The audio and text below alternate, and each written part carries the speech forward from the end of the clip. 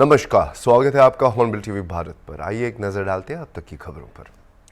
राष्ट्रीय लोकदल के प्रोफेशनल मंच की पहली बैठक आज कई अहम मुद्दों और दावों के बीच सफलतापूर्वक संपन्न हुई। यह मंच अपनी तरह का अनोखा पहल है जिसे अभी तक किसी अन्य पार्टी ने शुरू नहीं किया। प्रोफेशनल मंच के प्रदेश अध्यक्ष अंबुज पटेल ने बताया कि इस बैठक में पार्टी और संगठन के वरिष्ठ पदाधिकारियों के साथ साथ प्रदेश के विभिन्न जिलों के अधिवक्ता, इंजीनियर, डॉक्टर और अन्य पेशेवर शामिल हैं। आज ये प्रोफेशनल मंच की बैठक है। कैसी बैठक है, कौन-कौन इस बैठक में है और बैठक में क्या एजेंडा तय किया गया? दरअसल आज प्रोफेशनल मंच की प्रथम बैठक है। जब से मैं अध्यक्ष बना हूँ उसके उपरांत ये प्रथम बैठक बुलाई गई है और जिसमें हमारे राष्ट्रीय महासचिव संगठन श्री त्रिलोक त्यागी जी मुख्य अतिथि के रूप में उपस्थित हैं। हमारे प्रदेश अध्यक्ष रमाशीष राय जी, अनिल दुबे जी, राष्ट्रीय पार्टी के प्रवक्ता अनुपम मिश्रा जी, राष्ट्रीय सचिव जी उपस्थित हैं। हमारे विभिन्न जिलों से डॉक्टर, इंजीनियर्स और एडवोकेट्स हमारे बीच में आए हैं। झांसी से, पूर्वांचल से, बुंदेलखंड से, पश्चिम से, मध्य उत्तर प्रदेश, सीतापुर, लखीमपुर से एडवोकेट्स और डॉक्टर्स आए हैं जो कमेटी में संभावित सदस्य हैं हमारे। अब कमेटी अप्रूवल के लिए आज दे दी जाएगी राष्ट्रीय महासचिव जी को, जो संगठन की एक रूपरेखा बन जाएगी। कमेटी बनने के बाद फिर हम लोग कैडर का कार्यक्रम होगा।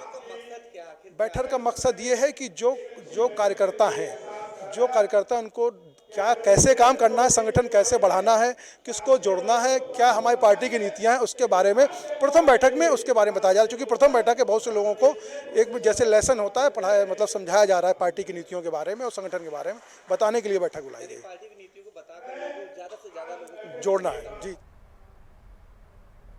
स्वामी विवेकानंद की 163वीं जयंती पर पंचकुला के इंद्रधनुष ऑडिटोरियम में युवा दिवस का आयोजन हुआ। मुख्यमंत्री नायब सिंह सैनी ने इस कार्यक्रम में मुख्य अतिथि के तौर पर हिस्सा लिया और 250 जिम की शुरुआत समेत कई बड़ी घोषणाएं भी की। कार्यक्रम में एनएसएस के उत्कृष्ट स्वयं सेवकों को सम्मानित किया गया और युवाओं को नशा मुक्ति के लिए प्रेरित करने वाला गीत भी लॉन्च किया गया। इस मौके पर हरियाणवी प्रवासियों के लिए ग्लोबल हरियाणवी केंद्र पोर्टल की भी शुरुआत की गई। आइए जानते हैं इस खास आयोजन की झलकियां। स्वामी विवेकानंद जी की आज जन्म जयंती है, आज युवा दिवस है और युवा दिवस की, स्वामी विवेकानंद जी की जयंती की मैं सभी को बहुत बहुत बधाई और शुभकामनाएं देता हूं। मैं युवाओं से आज ये आग्रह करूंगा कि हम सब इस अवसर के ऊपर ये संकल्प लें कि हम नशे से दूर रहें, ताकि नशा हमारे जीवन को तो ख़त्म करता है परंतु हमारे विकास की गति को भी रोकता है। हम अपने जीवन को नशे को समाप्त करने में लगाएं, नशे को समाप्त करें, ये संकल्प हम सब ने लेना चाहिए। मैं आज इस अवसर के ऊपर सभी को बहुत बहुत बधाई और शुभकामनाएं देता हूं। हरियाणा के मुख्यमंत्री नायब सिंह सैनी ने लाडवा हलके में लोहड़ी का त्यौहार धूमधाम से मनाया और क्षेत्र के नागरिकों को 10 करोड़ 42 लाख रुपए के विकास कार्यों की सौगात भी दी। इस अवसर पर मुख्यमंत्री ने विकास योजनाओं की घोषणाएं की, पूजा अर्चना भी की और लोक गायिका सुनीता दुआ के गीतों ने समा बांधा। आइए जानते हैं इस खास आयोजन की झलकियां।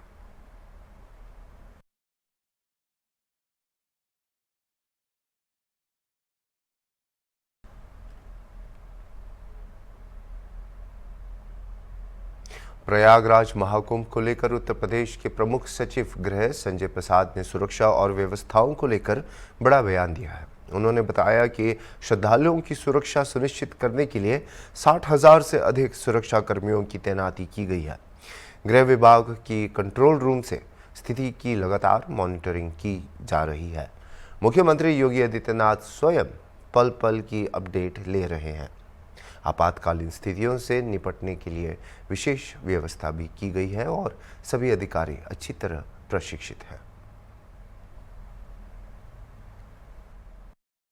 हैं यहाँ पे एक हमारा गृह विभाग में ये कंट्रोल रूम है और ये कंट्रोल रूम लगातार 24 घंटे चल रहा है।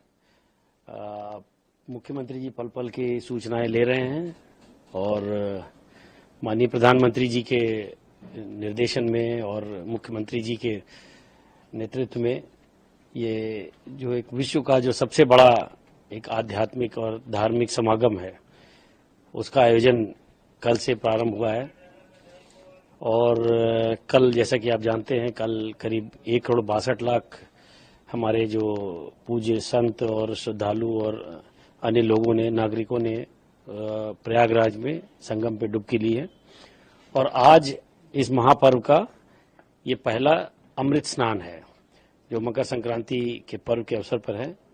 और ये जो आप संख्या देख रहे हैं यहाँ अभी कुछ देर पहले तक करीब 1.25 करोड़ लोग जो है आज इसमें संगम में डुबकी लगा चुके हैं।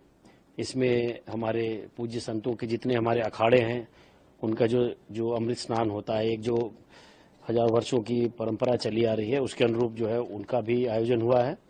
और ये जो आज का जो अमृत स्नान है ये लगातार जारी है, अभी भी आप देख सकते हैं कि सब जगह स्नान चल रहा है। तो ये संख्या अभी बहुत बढ़ेगी। और जैसा कि मैंने पहले ही कहा कि इस बार की जो महाकुंभ है प्रयागराज का, इसकी परिकल्पना जो है जो माननीय प्रधानमंत्री जी की प्रेरणा से और मुख्यमंत्री जी के नेतृत्व में इसको एक भव्य दिव्य और डिजिटल कुंभ के रूप में इसकी परिकल्पना की गई है।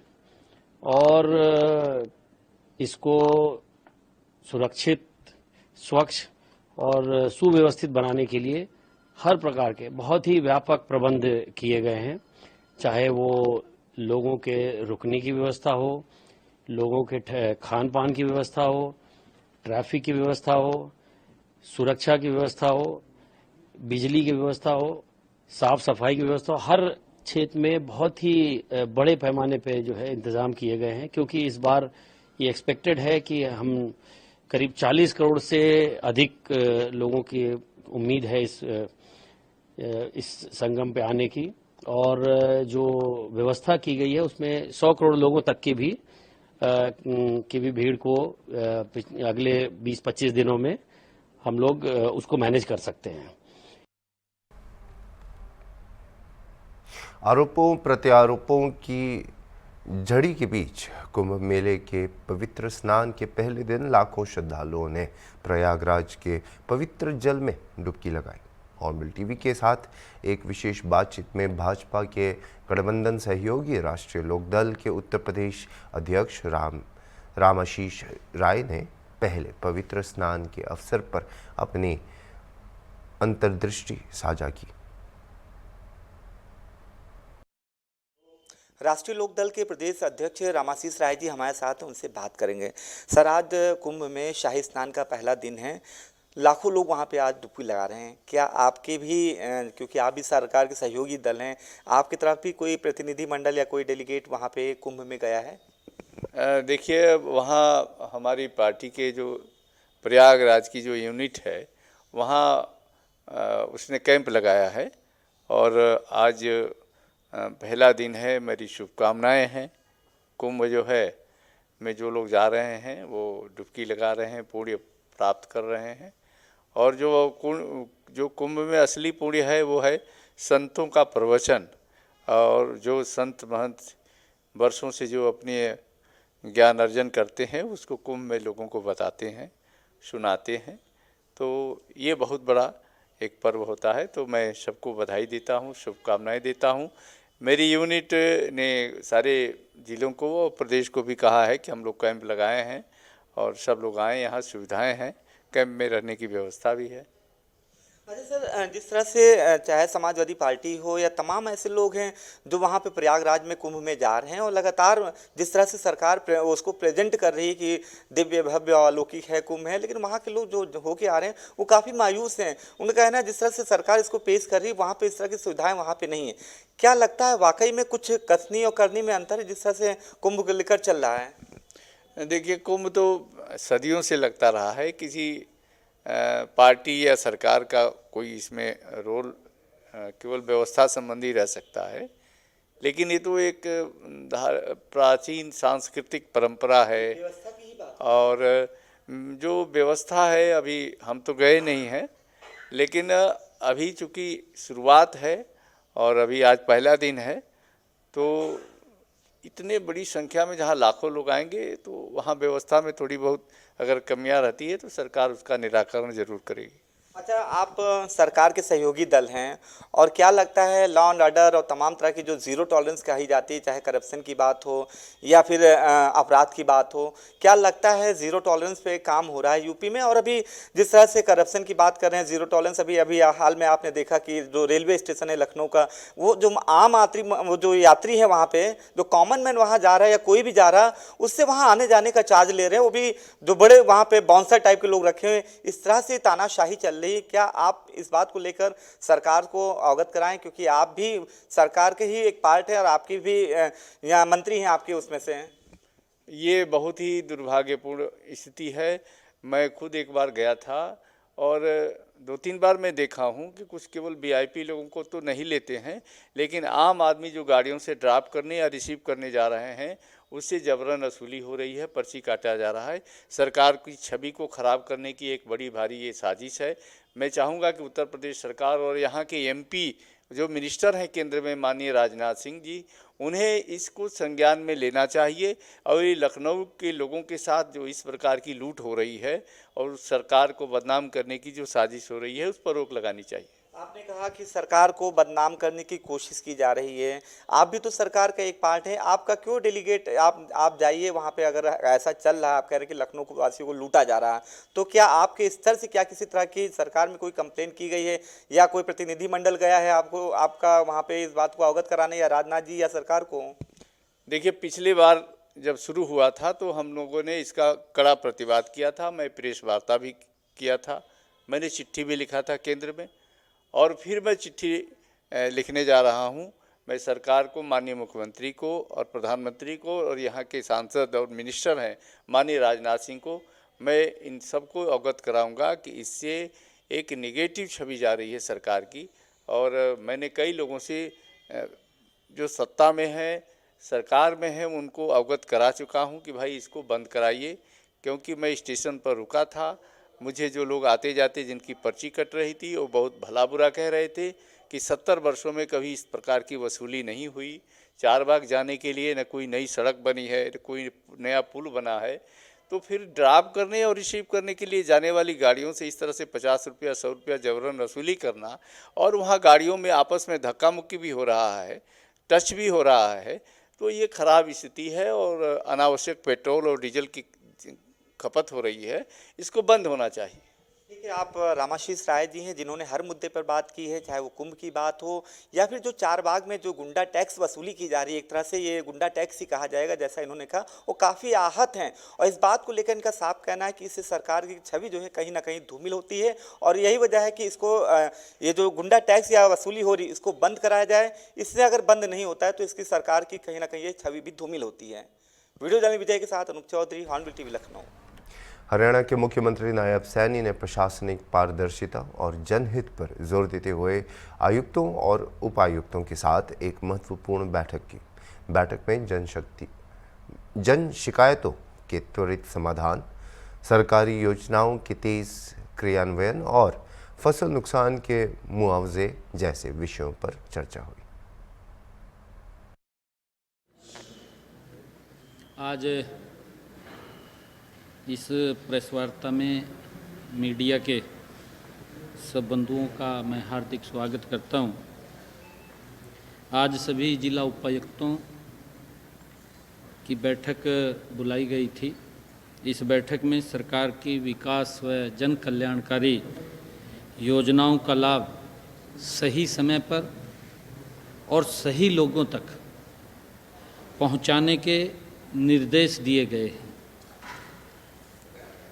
उपायुक्त प्रतिदिन लोगों से मिलेंगे, उनकी समस्याओं को सुनेंगे, उसका निवारण करेंगे और समस्या समाधान शिविरों में आने वाली शिकायतों का जल्द निवारण किया जाएगा। इन समाधान शिविरों में जो उपायुक्त कार्यालय पर लगाए गए हैं, अब तक 96,000 शिकायतें प्राप्त हुई हैं, जिनमें से 75,000 शिकायतों का समाधान वो कर दिया है।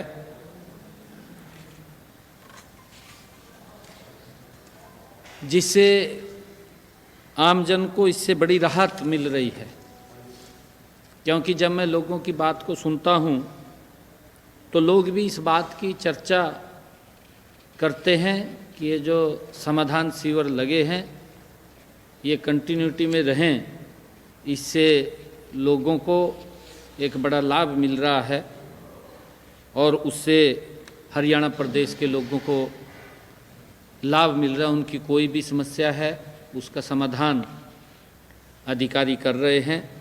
हमने ये कहा है कि उसके अंदर किसी प्रकार की कोई कोताही ना बरती जाए, लोगों को समय रहते उन समस्याओं का समाधान मिले, इस बात के आदेश दिए गए हैं। मैं माननीय प्रधानमंत्री नरेंद्र मोदी जी का भी धन्यवाद करता हूं कि उन्होंने प्रधानमंत्री आवास योजना ग्रामीण पिछले बजट के अंदर 3 गुना ज़्यादा वो बढ़ाया था, उसको 5 साल के लिए और कंटिन्यूटी में आगे बढ़ाया है। मुझे ये बात आप लोगों को बताते हुए कि हरियाणा प्रदेश के अंदर जो पिछली पेंडेंसी थी लगभग वो 77,000 की थी। 77,000 लोगों की वो पेंडेंसी को इसी बजट ईयर के अंदर पूरा कर लिया जाएगा, उसके पैसे आ जाएंगे। ये आदरणीय मोदी जी की जो प्रधानमंत्री आवास योजना के तहत ये नीति है, उसका लाभ लोगों को नीचे मिलेगा। और हमने अगले बजट ईयर के अंदर सभी उपायुक्तों को ये भी कहा है कि अगली लिस्ट के लिए सर्वेयर नियुक्त कर लें और उसका सर्वेक्षण करके जो भी पात्र व्यक्ति है, ऐसे सब पात्र लोगों को प्रधानमंत्री आवास योजना के तहत जो हमारा कमिटमेंट है कि हर सर के ऊपर छत होनी चाहिए, वो मकान देने का काम हमारी सरकार करेगी। और इस जो डोर टू डोर सर्वे होगा, इस सर्वे को, इसकी निगरानी हमारे जिला उपायुक्त करेंगे, ऐसा आदेश दिया गया है। हम जल्द से जल्द इस सर्वेक्षण का काम पूरा करवाकर गरीब और ज़रूरतमंद लोगों को उनके सपनों का घर देने का काम जो हमारी सरकार का कमिटमेंट है वो करेंगे।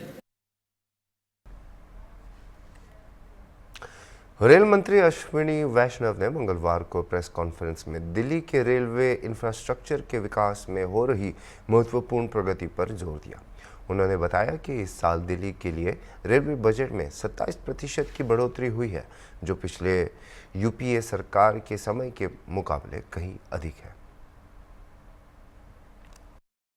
आपको डिटेल में बताने के लिए आया हूँ दिल्ली प्रदेश में किस तरह से रेलवे का डेवलपमेंट का काम बहुत तेज़ी से चल रहा है। आप सब जानते हैं कि 10 साल पहले दिल्ली प्रदेश के लिए मात्र 96 करोड़ रुपीस का रेलवे का एलोकेशन होता था। 10 साल पहले यूपीए सरकार में मात्र 96 करोड़ रुपीस का एलोकेशन होता था। अब 2,582 करोड़ रुपए का एलोकेशन है, यानी 27 गुना बढ़ के 2,582 करोड़ रुपए का एलोकेशन है। बहुत सारे नए प्रोजेक्ट्स हाथ में लिए गए। सबसे जो इम्पोर्टेंट है, दिल्ली में ज़्यादातर स्टेशंस बहुत पुराने हो चुके थे, उनका रीडेवलपमेंट का काम कभी हाथ में लिया नहीं गया था। तो दिल्ली में 13 महत्वपूर्ण स्टेशंस हैं जो कि दूर दराज से आने वाले पैसेंजर्स के लिए, दिल्ली के निवासियों के लिए, यात्रियों के लिए, ट्रांजिट करने वाले यात्रियों के लिए, इन सबको सुविधाएं देते हैं। उन 13 स्टेशंस को पुनर्निर्माण किया जा रहा है, रीडेवलप किया जा रहा है, जिसमें पुराने स्टेशन की जगह टोटली एक नए तरह का बिल्डिंग बनती है। बहुत ही एक अच्छे, जैसा आपने कई जगह देखा भी होगा, पिक्चर्स में, वीडियोस में, फोटोग्राफ्स में देखा होगा, टोटली रीडेवलप किया जा रहा है। आपने सभी ने सफदरजंग स्टेशन का प्रोग्रेस तो देखा ही है। सफदरजंग G+7 लेवल का बनेगा, तो वैसे ही बिजवासन करीब करीब कंप्लीट होने को आया, और बिजवासन स्टेशन पश्चिमी भारत की तरफ जाने वाली गाड़ियों के लिए एक टर्मिनल बनेगा, यानी वहां से गाड़ियां शुरू होंगी। बिल्डिंग करीब करीब कंप्लीट तैयार हो गई है, स्टेशन का सारा इंफ्रास्ट्रक्चर रेडी होके तैयार हो गया है। जस्ट कुछ फॉरेस्ट की मुद्दे हैं, वो जैसे ही कंप्लीट होंगे ऑनरेबल हाई कोर्ट से जैसे उसकी परमिशन मिलेगी, वो काम आगे बढ़ेगा। सराय, मैंने आपको ऑलरेडी सफदरजंग के बारे में बताया। हजरत निजामुद्दीन, जो कि साउथ की तरफ जाने वाली गाड़ियों के लिए बहुत इंपॉर्टेंट स्टेशन है, उसको एक मेगा टर्मिनल की तरह डेवलप किया जा रहा है, जिससे कि एक तो नई दिल्ली की तरफ आने वाला कंजेशन कम हो, और दूसरा हजरत निजामुद्दीन की लोकेशन इस तरह से है कि एक ऑटोमेटिकली साउथ की तरफ जाने के लिए उसकी एक ओरिएंटेशन है, तो उसको बहुत अच्छे तरीके से एक मेगा टर्मिनल की तरह डेवलप किया जा रहा है। ऑलरेडी ये प्रोजेक्ट्स काम में लागू हो चुके हैं, इसलिए मॉडल कोड ऑफ कंडक्ट का कोई विषय नहीं आता है, कोई नई चीज अनाउंस नहीं कर रहा हूं, वही बता रहा हूं जो ऑलरेडी चल रहे हैं काम। उसी तरह से आदर्श नगर, आनंद विहार पूर्वांचल की तरफ, ईस्ट की तरफ जाने वाला बहुत बड़ा एक फैसिलिटी है आनंद विहार स्टेशन। उसमें 3-4 चीजें की जा रही है। एक तो आनंद विहार की कैपेसिटी बढ़ाई जा रही है, दूसरा आनंद विहार के आगे 3rd और 4th लाइन का निर्माण किया जा रहा है, तीसरा आनंद विहार को RRTS और मेट्रो के साथ एकदम मल्टी मॉडल इंटीग्रेशन कैसे हो, उस मल्टी मॉडल इंटीग्रेशन के लिए स्काई वॉक का व्यवस्था की जा रही है, जिससे कि क्लियर कोई भी पैसेंजर उतरे और मेट्रो में बैठना हो तो सीधा बिना डिसरप्ट हुए, बिना कोई इधर उधर जाए, सीधा स्काई वॉक से मेट्रो पे पहुंच सके। या RRTS से आए कोई मान लो, तो RRTS से आने पे सीधा वो कनेक्ट हो जाए उसमें। इस तरह की व्यवस्था वहां पे की जा रही है। इसी तरह से दिल्ली सराय रोहिल्ला, जो कि राजस्थान के कई हिस्सों तक उसके जाने वाली दिल्ली सराय रोहिल्ला, दिल्ली कैंट, ये दोनों स्टेशन हैं जो जयपुर की तरफ जाने वाली गाड़ियों के लिए, जयपुर मतलब राजस्थान, गुजरात, इस तरफ जाने वाली गाड़ियों के लिए बहुत इंपॉर्टेंट स्टेशन है। अभी के लिए इतना ही, और खबरों के लिए आप देखते रहिए हॉर्नबिल टीवी।